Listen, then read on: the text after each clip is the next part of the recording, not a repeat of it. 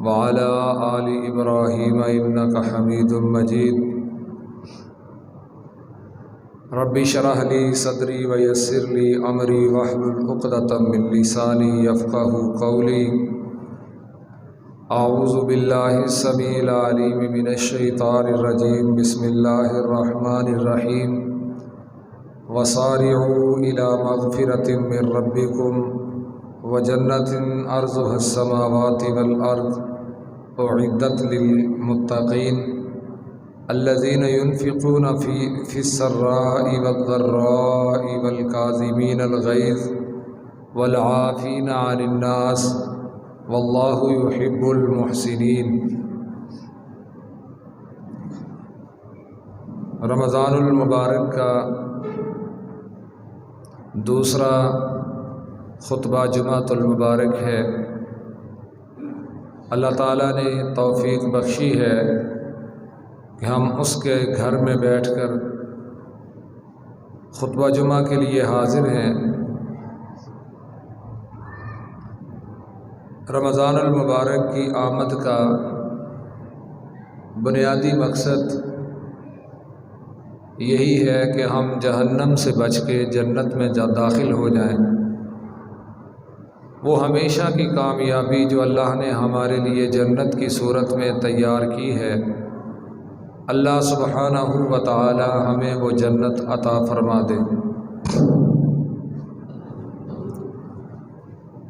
اور رمضان گزر جائے، ہم نے روزے بھی رکھے ہوں، نمازیں بھی پڑھی ہوں، صدقہ بھی کیا ہو، لیکن اس کے باوجود اگر ہمیں جنت نہ ملی تو ہمیں اس رمضان کا کوئی فائدہ نہیں ہوگا، بلکہ یہ گزارے ہوئے دن ہمارے لیے نقصان کا سبب ہوں گے۔ اور اگر ہم نے نہ سوچا، غور و فکر نہ کیا، اسی حالت میں ہم اسی زوم میں اور اسی خیال میں رہے کہ ہم نے رمضان کا مہینہ گزارا ہے، رمضان کے مہینے میں ہم نے بڑی عبادتیں کی ہیں، بڑی نیکیاں کر چکے ہیں، اور ہمیں یہ گمان ہونے لگا کہ اب ہمیں کسی کی کوئی ضرورت نہیں ہے، تو پھر یہی کی ہوئی نیکیاں ہمارے لیے وبال بھی بن سکتی ہیں۔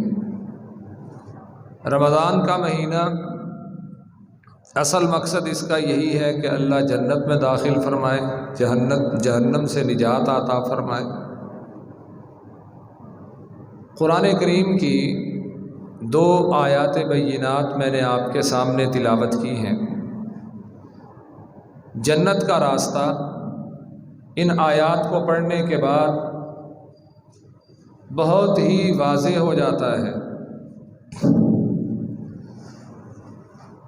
اللہ رب العزت کا فرمان ہے وَسَارِعُوا إِلَى مَغْفِرَةٍ مِّن رَبِّكُمْ، جلدی کرو، جتنی تیزی ہو سکتی ہے اتنی تیزی دکھاؤ اس بات کے لیے کہ تمہیں تمہارا رب معاف فرما دے۔ اور رب جب معاف فرماتا ہے تو پھر وہ تمہیں جنت عطا فرمائے گا، اور وہ جنت ایسی جنت ہے عرضها السماوات والارض، اس کی چوڑائی، اس کا رقبہ اس قدر وسیع ہے، اتنا لمبا چوڑا اس کا رقبہ ہے جس قدر آسمان اور زمین کا خلا ہے۔ اعدت للمتقین، وہ جنت اللہ نے متقین کے لیے تیار کی ہے۔ اس آیت کریمہ میں اللہ رب العزت نے بڑی حد تک اس بات کو واضح کر دیا ہے کہ تم نے اس دنیا میں رہتے ہوئے جنت کی تیاری کرنی ہے، اور جنت کی تیاری اللہ سے بخشش مانگنے میں جلدی کرنے میں ہے۔ اور بخشش وہی مانگتے ہیں جو متقی اور پرہیزگار ہیں۔ قرآن مجید میں اللہ رب العزت نے دوسرے مقام پر سورۃ البقرہ کی ابتدا میں متقین کی صفات کو بیان کیا ہے کہ جہاں پر اللہ رب العزت نے یہ بات بیان کی ہے قرآن حکیم کے متعلق، ذالک الکتاب، یہ کتاب لا ریب فیہ، اس میں کوئی شک نہیں، یہ ہر قسم کے شک سے پاک ہے، ہر قسم کے شبہات سے پاک ہے۔ ھدی للمتقین، قرآن کریم کی ابتدا ہی اللہ نے اس بات سے فرمائی کہ یہ قرآن ہدایت ہے ان لوگوں کے لیے جو متقی اور پرہیزگار ہیں۔ پھر آگے اللہ نے متقین کی صفات کو بیان فرمایا ہے، الذین یؤمنون بالغیب، وہ غیب پر ایمان رکھنے والے۔ یہاں پر رک کے آپ اس کے ساتھ رمضان المبارک کے مقاصد کو بھی شامل کر لیجئے کہ جہاں پر اللہ نے یہ فرمایا ہے تم پر روزے فرض ہیں، تم پر ہی نہیں فرض بلکہ جو تم سے پہلے لوگ اس کائنات سے ہو گزرے ہیں اللہ نے ان پر بھی روزے فرض کیے تھے۔ رمضان کے آنے کا مقصد، قرآن کریم کے نزول کا مقصد، اور پھر ایک انسان کی اس کائنات میں رہنے اور رہائش کا مقصد، تینوں کا مقصد اللہ رب العزت نے بیان کیا۔ لعلکم تتقون، روزے رکھنے کے بعد روزے رکھو گے شاید کہ تم متقی بن جاؤ، پرہیزگار بن جاؤ۔ سورۃ البقرہ میں اللہ نے متقین کی چند صفات بیان کی ہیں۔ متقین کی صفات سننے سے پہلے متقین کی خوبیاں، متقین کی خصائل اور متقین جو اللہ سے ڈرنے والے ہیں، جو پرہیزگار ہیں، جن کو تقوی کی دولت اللہ رب العزت عطا فرما دیتے ہیں، ان لوگوں کی حالت کیا ہوتی ہے؟ اللہ رب العزت فرماتے ہیں وَمَن يَتَّقِ اللَّهَ، جو اللہ سے ڈرتا ہے، یجعل لہ مخرجا، اللہ رب العزت اس کے لیے ہر پریشانی سے، ہر مصیبت سے رہائی کے رستے اس کے لیے ہموار کر دیتا ہے۔ صرف یہی نہیں، تقوی کی خوبی پیدا ہو جائے تو اللہ فرماتے ہیں وَيَرْزُقْهُ مِنْ حَيْثُ لَا يَحْتَسِبُ، اللہ اسے وہاں سے رزق عطا کرتا ہے جہاں اس کا گمان بھی نہیں ہوتا۔ اور سورۃ البقرہ میں اللہ نے متقی کی صفات کو بیان کیا ہے، الذین یؤمنون بالغیب، سب سے پہلی نشانی یہ ہے کہ وہ غیب پر ایمان رکھنے والے ہوتے ہیں۔ غیب پر ایمان بنیادی چیز ہے تقوی کے لیے۔ متقی بننے کے لیے سب سے پہلی خوبی یہ ہے کہ بندہ غیب پر ایمان رکھے۔ غیب پر ایمان ہوگا بندہ متقی ہوگا، اور جس کا غیب پر ایمان ہو جاتا ہے اس نے اپنے اللہ کو دیکھا نہیں، اپنے اللہ کے محبوب جناب محمد الرسول اللہ صلی اللہ علیہ وسلم کی مجلسوں کو دیکھا نہیں، رحمت عالم صلی اللہ علیہ وآلہ وسلم کے ساتھیوں کو دیکھا نہیں۔ اس نے ابو بکر صدیق سے لے کر نبی کے آخری یار تک، آخری پروانے تک، اس تمام دور میں سے کسی کو نہیں دیکھا۔ لیکن الذین یؤمنون بالغیب، وہ غیب پر ایمان رکھنے والے، اور غیب پر ایمان ایسا کہ یقین ہے اللہ رب العزت عرش پر موجود ہے، یقین ہے کہ ایک ذات ایسی ہے جو میری ہر حرکت پر نظر رکھے ہوئے ہے، یقین ہے اسے دیکھا نہیں لیکن وہ مجھے دیکھ رہا ہے، میری زبان سے ادا ہونے والے ہر لفظ اور ہر جملے کو جانتا ہے، یقین ہے کہ میں نے اس کو نہیں دیکھا لیکن وہ مجھے اس انداز سے دیکھتا ہے کہ اس کے سامنے میری راتوں کی تنہائی بھی واضح ہے، اور دن کے اجالے بھی میرے اس کے سامنے بالکل روشن اور واضح ہیں۔ یہ غیب پر ایمان رکھنے والے وَيُقِيمُونَ الصَّلَاةَ، پھر نماز کو قائم کرتے ہیں۔ جب غیب پر ایمان لے آئے، غیب پر ایمان انہیں مجبور کرتا ہے۔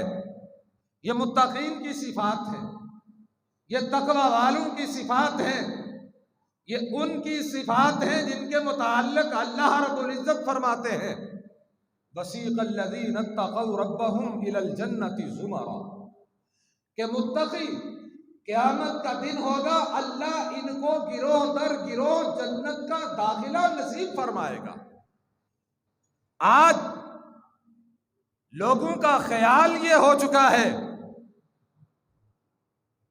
کہ ہم متقی بنے یا نہ بنے، تقوی کی راہ پر چلیں یا نہ چلیں، یہ تمام باتیں بات کی ہیں۔ اگر ہم مر گئے اس حال میں کہ ہم نے رسول اللہ کا کلمہ پڑھا ہوا ہے اور ہم نے اللہ کی توحید کو تسلیم کیا ہوا ہے، عمل چاہے کوئی بھی ایسا نہ ہو جو اللہ کی مرضی کے مطابق ہو اور اللہ کے ان بندوں جیسا ہو جن کی صفات اللہ نے قرآن حکیم میں بیان کی ہے اور جن لوگوں کو اللہ نے متقی قرار دیا ہے، ہم جنت میں جائیں گے۔ یہ خیال، یہ سوچ مسلمان کی نہیں ہو سکتی، اس شخص کی کبھی بھی یہ سوچ نہیں ہو سکتی جو اللہ پر ایمان رکھنے والا ہے، رسول اللہ کے بتائے ہوئے سچے وعدوں کو جاننے والا ہے۔ وہ کبھی یہ بات نہیں کہہ سکتا لن تمسنا النار الا ایاما معدودات۔ یہ یہودیوں کا خیال تھا، یہ قبل از اسلام جو بنی اسرائیل والے تھے ان کا یہ خیال تھا کہ ہم جہنم میں جائیں گے اور جہنم میں جانے کے بعد بالکل تھوڑے دنوں کے لیے ہم جہنم میں رہیں گے۔ پہلے نمبر پر تو خیال یہ تھا کہ ہم جہنم میں نہیں جائیں گے۔ آج اس دور میں جو مسلمان روزے نہیں رکھتے، اس دور میں جو مسلمان اذان کی آواز سن کر نماز کے لیے اللہ کے گھر میں حاضر نہیں ہوتے، وہ لوگ جو غریبوں کے حق مارنے والے، وہ لوگ جو اپنوں کے حقوق کو دبا جانے والے، ان تمام کا خیال یہ ہے کہ ہم جہنم میں نہیں جائیں گے، اگر ہم جہنم میں چلے بھی گئے تو کچھ دن کے لیے جائیں گے۔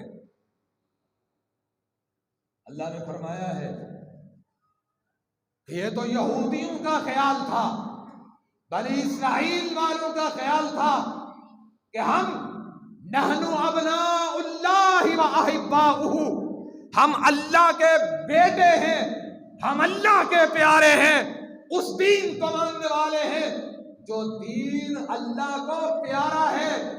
اور وہ اس بات میں کسی حد تک سچے بھی تھے کہ ان لوگوں کو جب بھوک لگی تو اللہ نے ان کے لیے منسلوہ کا اہتمام فرمایا، پیاس لگی تو اللہ رب العزت نے موسیٰ علیہ السلام سے فرمایا اضرب بعصاک الحجر فانفجرت منہ اثنتا عشرۃ عینا، آپ اپنی لاٹھی کو چٹان پہ ماریے، پتھر پر لاٹھی کو مارنا آپ کا کام ہے، اس پتھر سے ایک نہیں 12 چشمے ان کے لیے جاری کرنا عرش والے اللہ کا کام ہے۔ وہ اس بات کو سامنے رکھتے ہوئے اگر یہ دعویٰ کرتے تھے نحن ابناء اللہ و احباؤہ، ہم اللہ کے بیٹے ہیں، اگر تم ہمیں اللہ کی اولاد نہیں مانتے ہو تو پھر وَأَحِبَّاؤُ، ہم اللہ کے بہت ہی زیادہ پیارے ہیں۔ یہ بات مار گئی ان کو، اور آج اس امت میں وہی خیال، اور وہ خیال زبردست انداز میں پل رہا ہے۔ لوگ نماز، روزہ، زکوٰۃ، حقوق اللہ، حقوق العباد کو ایسے چھوڑے ہوئے کہ جیسے اس کا کوئی پرسان حال نہ ہو، کوئی پوچھنے والا نہ ہو۔ لیکن اللہ نے اس بات کو بیان کیا ہے کہ یہ دنیا، یہ کائنات، اس کائنات میں رہتے ہوئے جیسے ہوا، جیسے چھاؤں اور دھوپ برابر نہیں، ویسے انسان بھی آپس میں برابر نہیں ہے۔ کلمہ پڑھ کے کوئی یہ نہ سمجھ لے کہ میں نے کلمہ پڑھ لیا ہے اب میری نجات یقینی ہے۔ اس کلمہ پڑھنے کے بعد اپنے اعمال کو کلمے کے مطابق کرنا پڑے گا۔ جب اعمال کو کلمے کے مطابق کرنے کی کوشش کی جائے گی تب بندہ متقی بنے گا، پرہیزگار بنے گا۔ جب متقی بنے گا، متقی بننے کے لیے چلے گا۔ آج ہم رمضان کا مہینہ گزار رہے ہیں، اس رمضان کا مقصد یہ ہے کہ تم متقی بن جاؤ، پرہیزگار بن جاؤ۔ علامت یہ دے دی گئی کہ صبح سحری کے وقت کھانا کھایا ہے، اب شام تک آپ نے کھانا نہیں کھانا۔ اگر کھانا کھاؤ گے تو تمہارا روزہ نہیں، کھانا بھی چھوڑ دینا ہے، پینا بھی چھوڑ دینا ہے، حتیٰ کہ وہ جائز چیزیں فریزر میں پڑی ہوئی ان میں سے ایک بھی حرام نہیں، وہ تمام کے تمام حلال کھانے چھوڑے ہوئے۔ کس کام کے لیے؟ اس لیے کہ میں روزے سے ہوں۔ روزے نے سب سے پہلے درس یہ دیا، جب تک غیب پر ایمان نہیں ہوگا تب تک تمہارا روزہ بھی قبول نہیں ہوگا۔ اب کسی کو کیا معلوم؟ متقی بننا ہے نا، متقی تو متقی بننے کے لیے سب سے پہلی خوبی یہ ہے کہ بندہ غیب پر ایمان رکھنے والا بن جائے، اور غیب پر ایمان رکھنے والا بندہ اس وقت تک بن ہی نہیں سکتا جب تک اس کا ایمان عقیدہ توحید پر کامل اور مکمل نہیں۔ اور عقیدہ توحید پر ایمان مکمل ایسے ہوتا ہے، سال میں یہ ایک مہینہ اللہ رب العزت عطا کرتے ہیں اس یقین کے لیے، اس اطمینان کے لیے کہ جس اللہ نے پیدا کیا ہے وہ ہمیں دیکھ رہا ہے، اور اس کے دیکھنے کا انداز کیا ہے، اس کے دیکھنے کو ہم محسوس کیسے کرتے ہیں۔ دوپہر کا وقت ہے، باہر کام کر کے تھکا ہارا واپس گھر پہ آتا ہے، پوری شدت کے ساتھ سورج دمک رہا تھا، پوری تمازت سورج کی اس کے سر پہ پڑ رہی تھی، پورا جسم اس کا گرم تھا، جی چاہتا تھا ابھی میرے سامنے پانی کا بھرا ہوا جگ ہو، میں سارے کا سارا منہ کے ساتھ لگاؤں، اپنے حلق سے نیچے اپنے پیٹ میں انڈیل لوں۔ یہ کئی مرتبہ اس نے وضو کیا، غسل خانے میں نہانے بھی جاتا ہے، اس کے دماغ میں کئی مرتبہ یہ خیال پیدا ہوتا ہے کہ یہاں پر دیکھنے والا کون ہے۔ غیب پر ایمان سمجھنا ہے نا ہم نے، غیب پر ایمان کیا ہے؟ متقی کی پہلی کوالٹی یہ ہے کہ وہ غیب پر ایمان رکھنے والا ہوتا ہے۔ جب تک کسی شخص کا غیب پر اس طرح کا کامل یقین نہیں تب تک وہ متقی نہیں ہے۔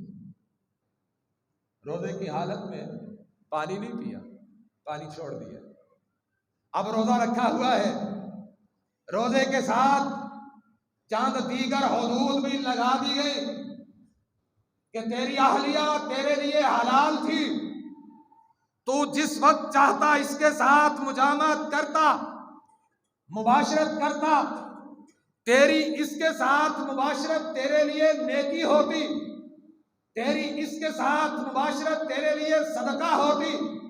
لیکن جب رمضان کے دن آتے ہیں، رمضان کے ایام میں کہا تیرے لیے حلال تھی، خامد تیرا تیرے لیے حلال تھا، بیوی تیری تیرے لیے حلال تھی، اب دونوں نے ایک دوسرے کے قریب نہیں جانا، اگر قریب گئے عرش والے نے سزا رکھ دی ہے، 60 مسکینوں کو کھانا کھلانا پڑے گا، 60 دنوں کے روزے رکھنے پڑیں گے، یا پھر غلام آزاد کرنا ہوگا۔ سزا تو ایک طرف رہی، بندہ اپنی اہلیہ کے قریب نہیں جاتا، اس لیے نہیں جاتا کہ عرش والے نے روکا ہوا ہے۔ یہ ہے غیب پر ایمان، اور اس سے بھی آگے حدود لگا دی، کہا روزہ رکھا ہوا ہے، روزے کی حالت میں تمہارے ساتھ کوئی جھگڑتا ہے، کوئی لڑائی کرتا ہے۔ عام دنوں میں ہمارے ساتھ کوئی لڑے تو ہم اس کی لڑائی کا جواب، اس کی بات کا جواب، اینٹ کا جواب پتھر سے دینا اپنا حق اور فرض سمجھتے ہیں۔ لڑائی تو عام دنوں میں بھی حرام ہے آپس میں، لیکن جب رمضان کا مہینہ آ گیا، کسی بات پہ بحث، تکرار، غصہ، جلال، یہ انسانی فطرت کا حصہ ہے، مسلمان ہو یا کافر ہو اس کی طبیعت کا خاصہ ہے۔ رمضان آیا، رمضان نے درس یہ دیا، رمضان نے سمجھایا یہ۔ رحمت عالم صلی اللہ علیہ وسلم فرماتے ہیں تمہارے ساتھ کوئی جھگڑنے کے لیے آتا ہے، لڑائی کے لیے آتا ہے، تم اسے یہ کہہ دو انی صائم، میں روزے سے ہوں۔ میں کس سے ہوں؟ روزے سے ہوں۔ کیوں کہنا ہے؟ اگر میں نے روزے کی حالت میں تیرے ساتھ لڑائی کی تو جس اللہ کے لیے روزہ رکھا ہوا ہے وہ اللہ میرے روزے کے اجر میں فرق ڈال دے گا۔ یہی ہے الذین یؤمنون بالغیب۔ دوسری بات، جب غیب پر کامل یقین ہوتا ہے، متقی جب پہلی صفت غیب کی متقین میں انتہا درجے کی بھر دی جاتی ہے، پھر دن میں ہونے والی 5 مرتبہ کی اذان ان کے لیے رسمی کلمات نہیں ہوتے، متقین کے لیے مسجد کی سپیکروں سے بلند ہونے والی اذان یہ کوئی معمولی اعلان نہیں ہوتے۔ ان کے لیے جو متقی ہوتے ہیں اور جب ان میں غیب پر ایمان کی خوبی پیدا ہو جایا کرتی ہے، پھر وہ جب اذان سن لیتے ہیں تو اپنے کام دھندے، کاروبار، اپنا گھر، اپنا ہر چیز، مال مویشی، ساری چیزوں کو بالائے طاق رکھ دیتے ہیں۔ سب سے پہلی ترجیح یہ ہے کہ اپنے اللہ کے سامنے جا کے سجدہ ریز ہونا ہے۔ اگر ہم اللہ کے سامنے جا کے سجدہ ریز نہ ہوئے تو ہماری کی ہوئی کمائی بھی ہمارے لیے حرام ہو سکتی ہے۔ تیسری صفت وَمِمَّا رَزَقْنَاهُمْ يُنْفِقُونَ، اللہ نے متقین کو جو رزق دیا ہے وہ اس میں سے خرچ کرتے ہیں۔ یہ سورۃ بقرہ کی آیت ہے۔ جو آیت میں نے پڑھی ہے آپ کے سامنے خطبے میں کہ اللہ رب العزت اس میں فرماتے ہیں وَسَارِعُوا إِلَىٰ مَغْفِرَةٍ مِّن رَّبِّكُمْ وَجَنَّةٍ عَرْضُهَا السَّمَاوَاتِ وَالْأَرْضُ أُعِدَّتْ لِلْمُتَّقِينَ، کہ بخشش کے لیے جلدی کرو، مغفرت کے لیے جلدی کرو۔ رمضان کا مہینہ، یہ پتہ نہیں کہاں سے ہمارے لوگوں کے پاس دلیل آ گئی ہے کہ جس کا پہلا عشرہ رحمت کا ہوتا ہے، دوسرا مغفرت کا ہوتا ہے، تیسرا جہنم سے آزادی کا ہوتا ہے۔ یہ کسی بھی حدیث سے ثابت نہیں، رسول اللہ کے کسی بھی فرمان سے ثابت نہیں کہ پہلا عشرہ رحمت کا، دوسرا عشرہ مغفرت کا، تیسرا جہنم سے آزادی کا۔ رمضان کی ہر رات جہنم سے آزادی کی ہے۔ وہ جہنم سے آزادی دینے والا اس مہینے کی ہر رات کو پہلے آسمان پر تشریف فرما ہوتا ہے۔ جب لوگ مساجد کی صفوں میں کھڑے ہو کے قیام اللیل کرتے ہیں، وہ خوش قسمت اللہ کے سامنے کھڑے ہوتے ہیں اور قسمت کے ہارے ہوئے، نصیب کے مارے ہوئے، مقدر کے ٹھکرائے ہوئے یہ قیام اللیل کو چھوڑ جاتے ہیں، یہ عشاء کی نماز کو چھوڑ جاتے ہیں ان راتوں میں کہ جب اللہ پہلے آسمان پہ آ کے پکار دیتے ہیں حل من مسترزقن حل من مستغفرن، کائنات والو کون ہے جو مجھ سے رزق چاہتا ہے؟ مجھ سے مانگو، میں خزانوں کے منہ تمہارے لیے کھول دوں گا۔ کون ہے جو مجھ سے اپنے گناہوں کی معافی مانگے؟ میں تمہارے نامہ اعمال پہ معافی کے قلم پھیر دوں گا۔ ہر رات کو اللہ اپنے بندوں کو جہنم سے آزاد کرتے ہیں، اور جہنم سے آزاد وہی ہوتے ہیں جو متقی ہوتے ہیں۔ معافی چاہتے ہو، جہنم سے آزادی چاہتے ہو، پھر باتوں سے وہ جہنم سے آزادی نہیں دیتا۔ اور ہماری حالت کیا ہے؟ ہماری حالت کیا ہے؟ رحمت عالم صلی اللہ علیہ وسلم کے پاس ایک متقی آیا۔ متقین کی صفت ہے نا، الذین یؤمنون بالغیب، غیب پر ایمان رکھتے ہیں۔ رحمت عالم صلی اللہ علیہ وسلم کا خادم ہے، ربیہ ان کا نام ہے۔ پیارے آقا علیہ السلام کے در اقدس پر یہ تشریف فرما ہے، رات کا وقت ہے، اور دل میں خیال یہ ہے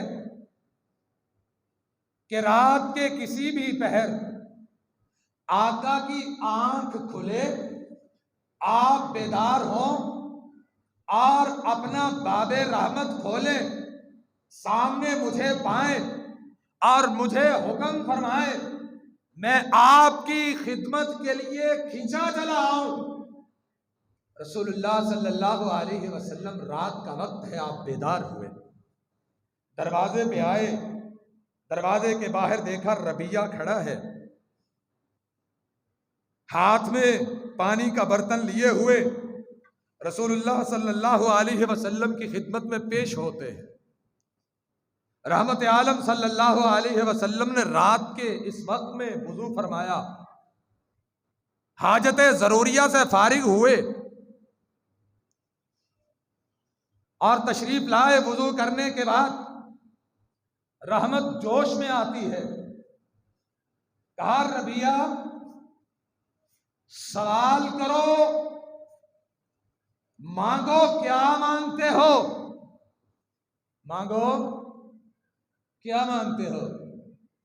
ہم تو رمضان کی دعاؤں میں بھی اللہ سے یہی مانگتے ہیں، اللہ عید پر نئے جوڑے پہننے ہیں، ہمیں پیسے عطا فرما دے، یہی دعا ہے نا ہماری۔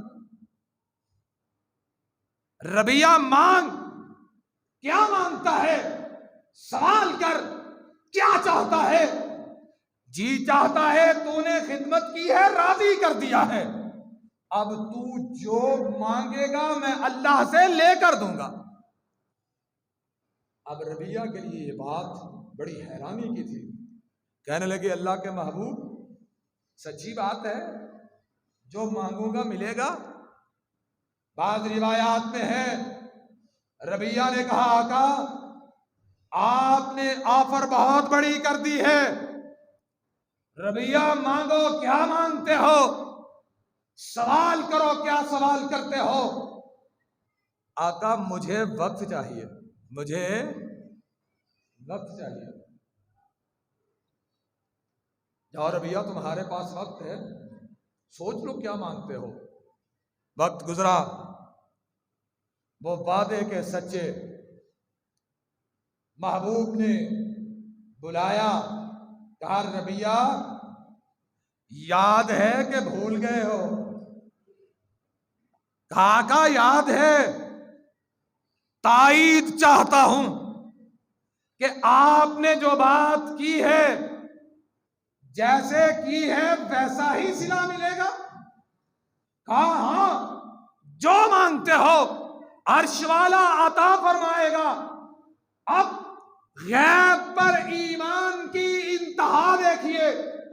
کہا آقا نوجوان ہوتا تو کہتا پسند کی شادی کرنی ہے۔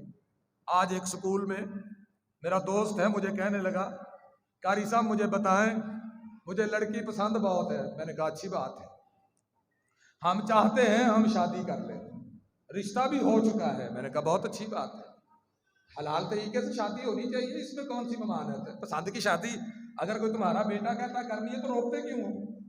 دیکھو اپنی رائے دو، نہیں مانتا کر دو۔ زنا اور بدکاری سے تو اچھا ہے شادی والے راستے پہ چلاؤ، نکاح والے راستے پہ چلاؤ۔ کہنے لگا قاری صاحب اب اس کا باپ کہتا ہے کہ 70 لاکھ روپیہ حق مہر لکھو، شادی سے پہلے کہتے ہیں 40,000 روپیہ دودھ پلائی کی رسم کا دو، پہلے لکھو پھر شادی کریں گے۔ تو میں نے کہا آپ کیا کرنا؟ کہتا ہے دعا کریں اللہ آسانی فرما دے۔ یہ نوجوانوں کی دعائیں ہیں۔ اب جو ہماری عمر میں آ گیا ہے، تنخواہ دار بندہ ہے، اس کی دعائیں کچھ ایسی ہیں۔ میرے ایک دوست ہیں، اللہ تعالیٰ انہیں صحت عطا فرمائے، تندرستی عطا فرمائے، بڑے عالم ہیں۔ وہ کہا کرتے ہیں ایک ملازم بندہ اس کی زندگی ایسے کٹتی ہے، کہتا ہے پہلا ہفتہ اس کا میں کشی کا ہوتا ہے، بڑی خوشی میں گزرتا ہے، پیسے ہوتے ہیں جیب میں، آتے ہیں جاتے ہیں، مہمانوں کی پرواہ نہیں، جناب کبھی کچھ آ رہا ہے کبھی کچھ آ رہا ہے، کھابے کھائے جا رہے ہیں، کوئی پرواہ نہیں۔ دوسرا عشرہ شروع ہوتا ہے، دوسرا ہفتہ، اب کشمکشی شروع ہو جاتی ہے، اب روپے کا حساب شروع ہو جاتا ہے۔ تیسرا ہفتہ، اب جیب خالی ہو چکی ہے، اب لوگوں کی جیبیں خالی کر رہا ہے، اور عزت دار ہے، کسی سے مانگتے ہوئے بھی شرم آتی ہے، فاقے گھر میں شروع ہو چکے۔ چوتھا ہفتہ شروع ہے، اب تو اہلیہ کے تانے بھی اتنے تیز ہو جاتے ہیں کہ رات کو گھر لیٹ آتا ہے، کہیں وقت پہ چلا گیا لڑائی نہ ہو جائے۔ چوتھا ہفتہ خودکشی کا ہوتا ہے، اتنی دیر میں اگلی تنخواہ آ جاتی ہے۔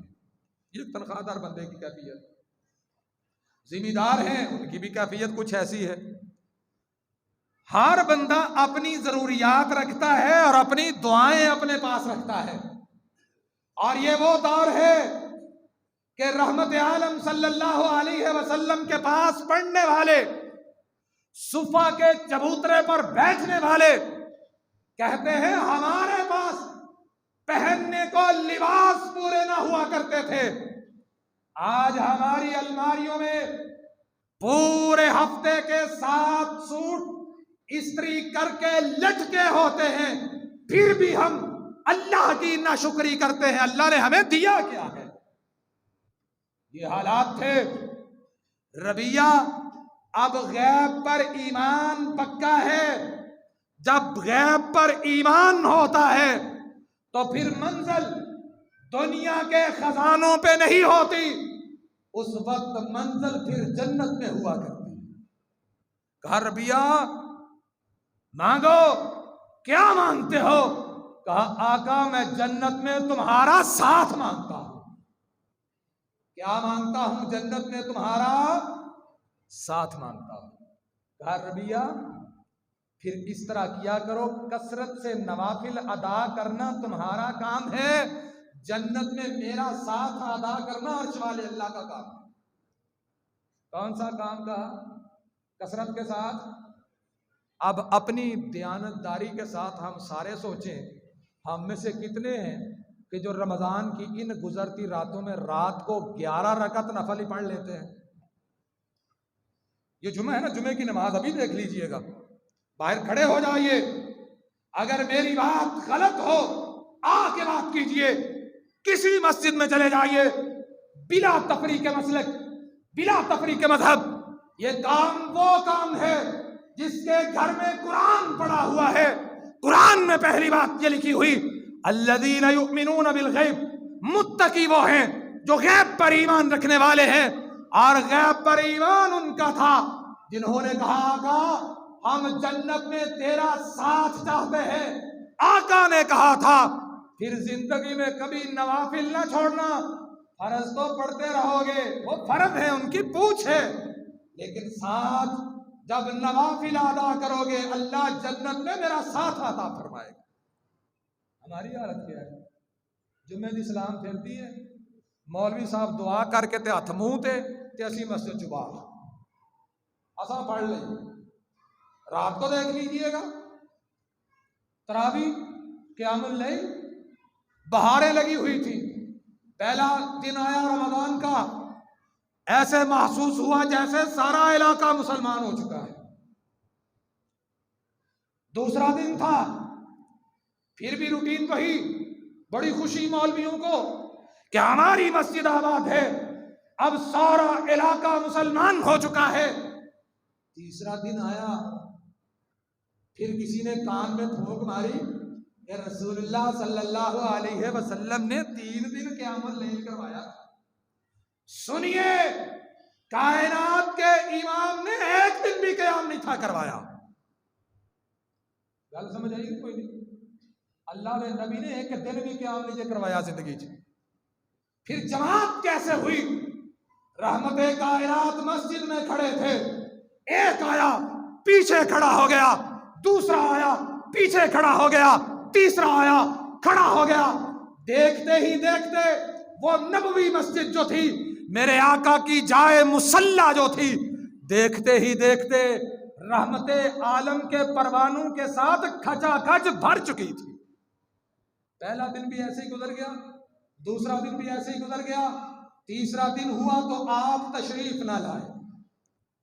آپ مسجد میں تشریف، ساڑی مسجد نہیں لوگ کلے پڑھتے، کدی کسی کو ضرورت ہوئی ہے؟